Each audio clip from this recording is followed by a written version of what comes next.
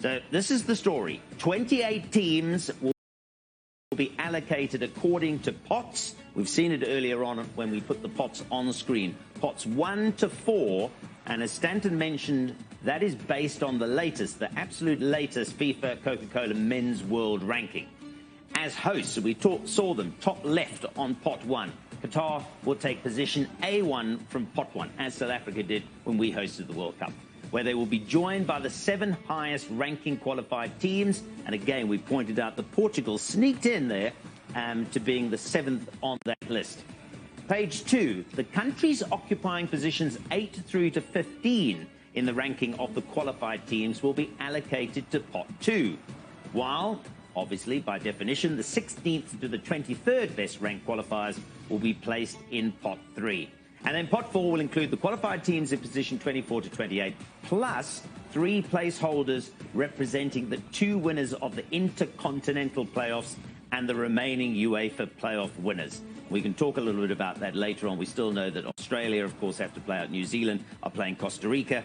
There's still plenty of water under the bridge. Peru are in pole position there. They will play as well. And we've mentioned that Wales, Ukraine and Scotland still have to find one winner from that 3 to join the draw.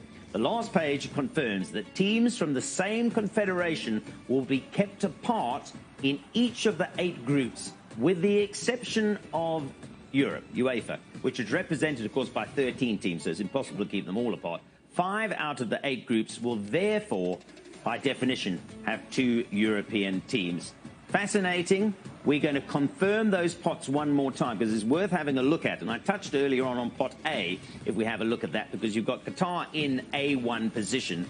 And then, of course, you've got Portugal there. But all the other big names are there: Brazil, Belgium, France, Argentina, England, Spain.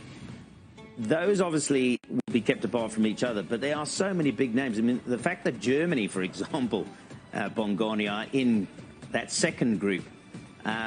So Germany, I mean, it's not impossible. If you look across there, I mean, you could get a story of Senegal, Germany, Brazil, and Ghana.